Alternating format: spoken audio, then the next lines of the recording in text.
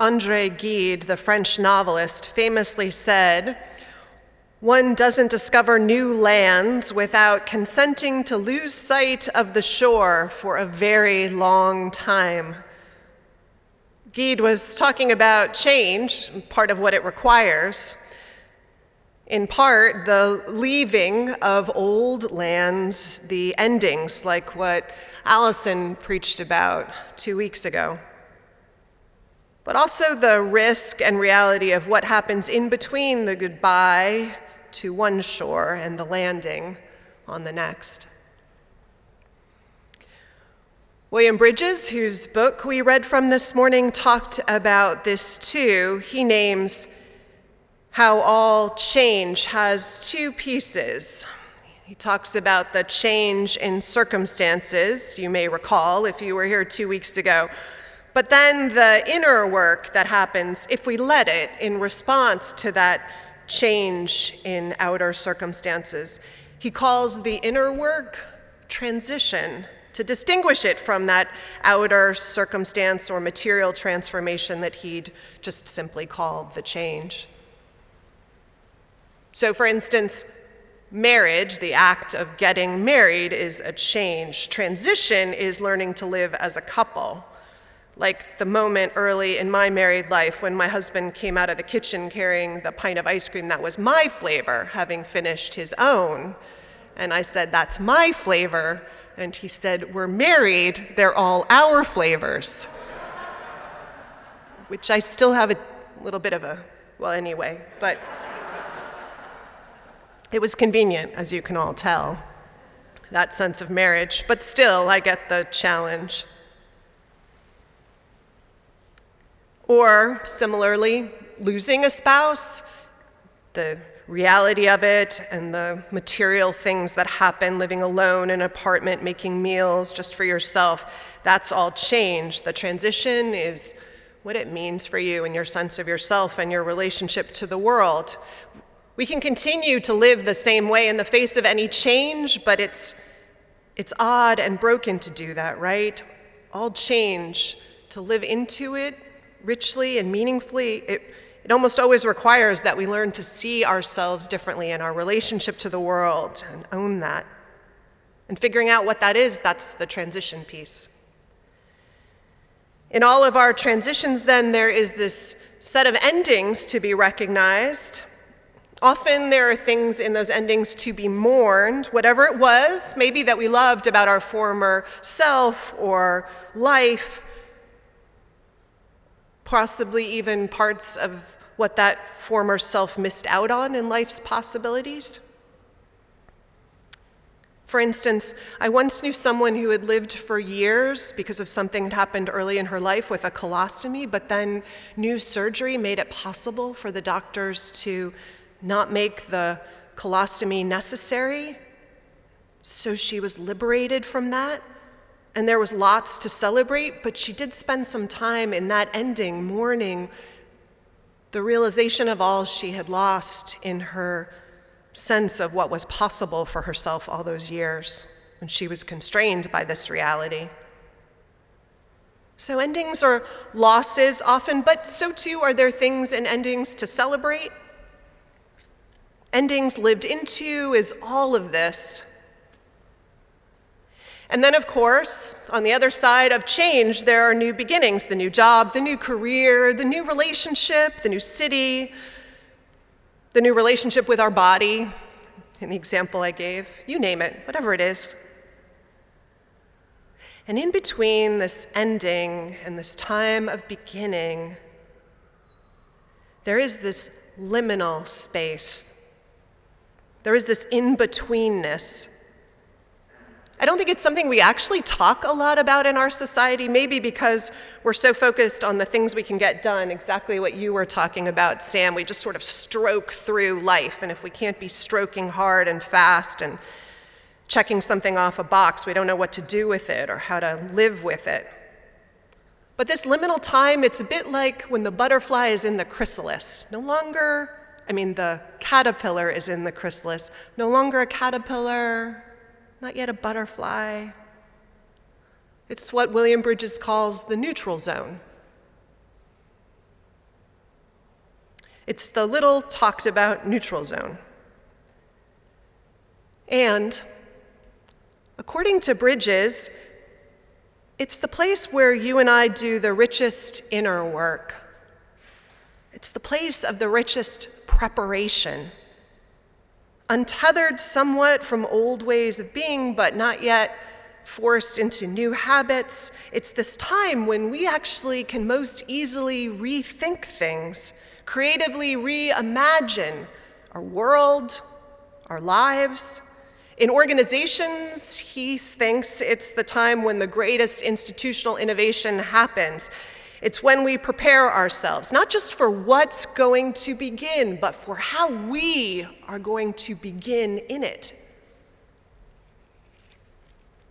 The neutral zone, to give you an example, if we embrace it as a time of rich reimagining, could be that time after a romantic breakup when we reflect on what it is we want in a partner moving forward. What was the best of what we had, and what would we actually like to leave behind, and how would we like to be different in the next chapter of our romantic lives? But we'd have to resist a rebound relationship in order to claim that time for reflection. It's what I think many of us did naturally, and maybe out of habit in a way still do in the summers, because they always marked a time between one grade or high school and college or junior high and high school, when we would often reflect as kids and young people about who we wanted to be and how we wanted to be when we stepped into a new year. My dad talks about resolving after high school, when he was focused on other fun things in the universe, resolved to actually be a student and went from a C student on a good day to an A student. Or a woman I know who told me once about how she was such an extreme introvert, but in 8th grade she realized how lonely she was. So she resolved the summer between 8th and 9th grade to enter 9th grade, when a lot of the kids were new in the high school, as this bubbly extrovert. She sort of put on a personage and entered as this extreme, ebullient extrovert into high school, and made a ton of friends, and eventually found some place in between those two extremes that she could inhabit, both her quieter self and someone who is deeply connected in a web of friendships that made her happier. So if you reflect, where are you finding yourself in a neutral zone right now?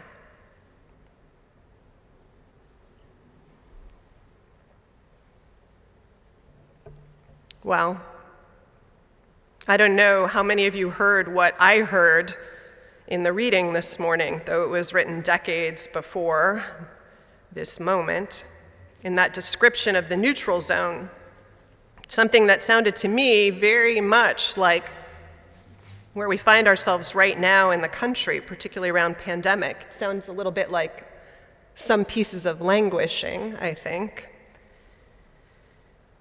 Increasingly, of course, there's the sense that pandemic fear and existential threat and tight constraints and uncertainties are largely over. Life after pandemic is almost there for us to step into. But offices aren't reopened and mask mandates aren't lifted, and rightly so, and we're in this limbo of transition.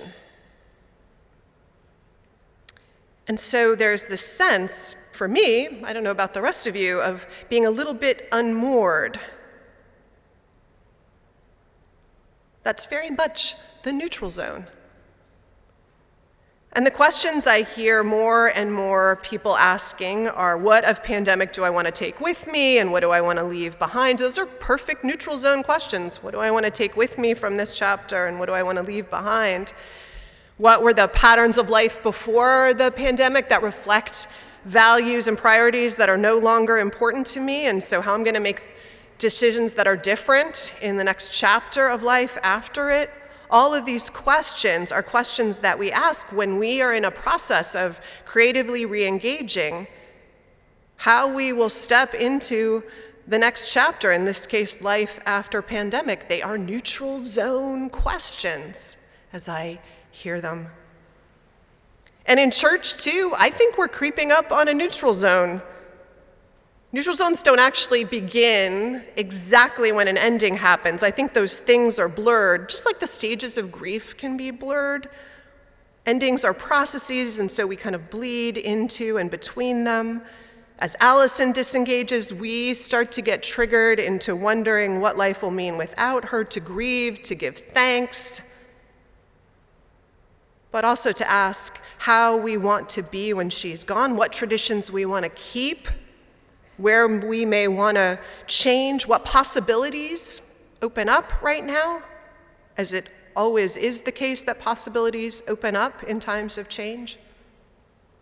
And I imagine that we're going to be in a time of reflection here through the summer and into the fall, bleeding into the new beginning as we start to stake out some new territory as a congregation, changed territory, changed ways of claiming it. But the key is to be in the neutral zone, not to rush through it, right? So that we miss the chance to ask these fertile questions and do this work of reflection and all that it richly invites us into that's rare and precious and of this moment. But often, you and I don't want to be in this zone. Henry Nouwen, the Dutch theologian and priest, loved the trapeze. He gave a talk years ago that Gwen Behrens shared with me about how trapeze was a metaphor for life, he had decided, and particularly for change. In it, he talked about how in life, you're often like that person who is swinging on the bar in the circus, back and forth, and it all feels fine and good, and there's this rhythm to it. And then one day you get the sense that maybe things need to change and a time is approaching, and that feeling can build, and eventually in your bones you know it's time, though maybe you can't even say why sometimes. If you're lucky to have time to prepare, you breathe and you choose your moment, and like the trapeze artist, you let go.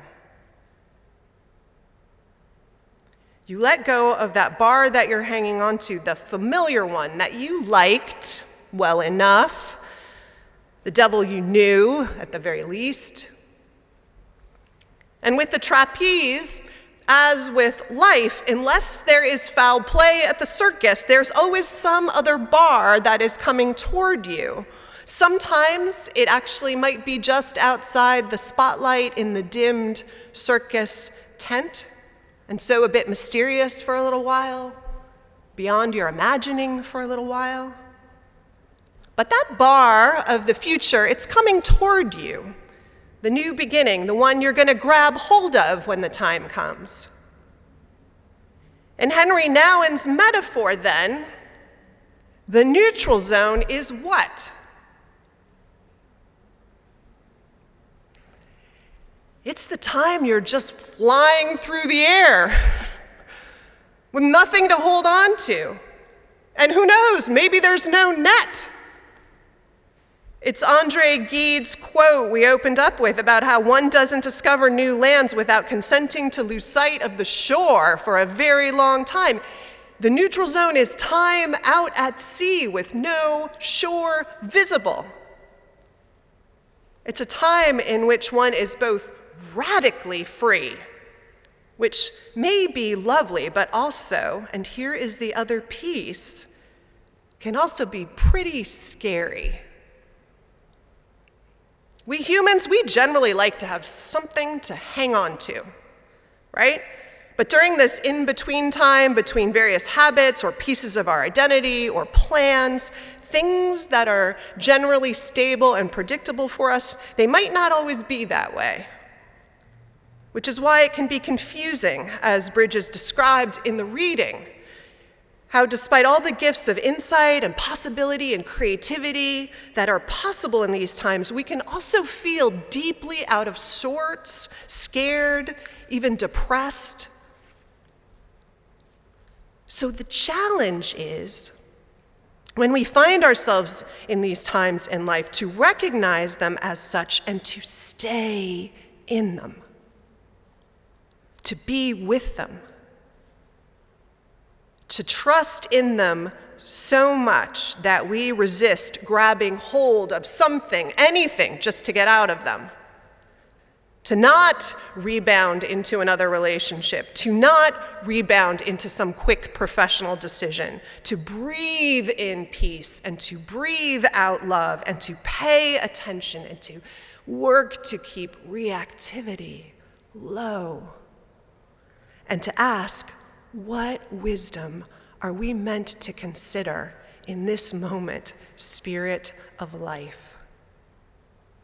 What insights are coming up when I listen to the still small voice within, which I can so amazingly, more so in these times? What questions are bubbling up, even the hard ones?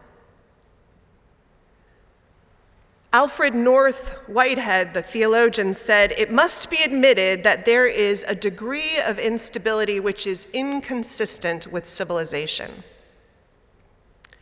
But on the whole, the great ages have been unstable ages." Think of that, my friends, as something we can hold on to in our hands in such times as these. That the great ages are unstable ages. That great changes come out of these liminal places. To remember that in our transitions, as a nation, as a community, in our individual lives, that great things happen in this wild flight between bars when we have nothing to hang on to except for that. When we are at sea, one shore behind, one not yet visible. For us at church, I'll tell you, we're not going to have a lot of programming this spring and summer because we'll have less staff, because we're all pretty exhausted after pandemic, but also just to make space to think. All of us, instead of going full throttle, grabbing hold of anything, to allow there to be this time like the board is taking today after church to ask the big questions about who we are now, about what is this virtual community that we've added to our own? What does that mean about how we may change our sense of ourselves permanently? That's all the neutral zone at work in us. Pandemic took 11 families with children from this church, 10 of whom moved out of the Bay Area. It may change the entire way we structure our education program. We have to consider other options, and all of that feels uncertain, but it's also this incredible gift to rethink who we are and how we are together. I would invite all of you to pay attention to the changes here at church, for one, and offer any insights and any questions and any wonderings and any hopes that you have that come up in the midst of this.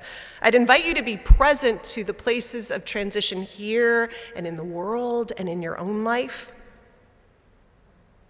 Maybe with a little more insight, I would hope, after today, about how to identify those places of transition and how to be okay in them. Lynn Unger, who is an incredible poet and a Unitarian Universalist, wrote a poem called Afterwards. It's the last poem in a collection that she wrote about during the pandemic.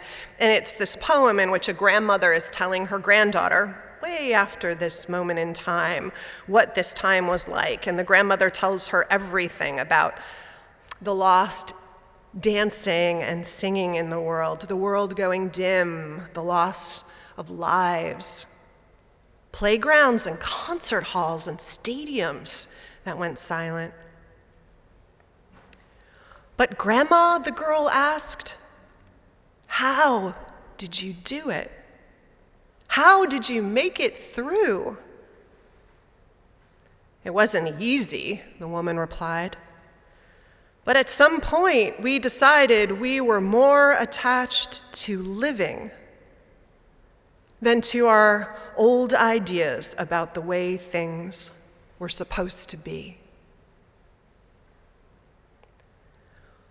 Blessings to us all in our liminal places, and blessings to the life we prepare to grab hold of beyond them.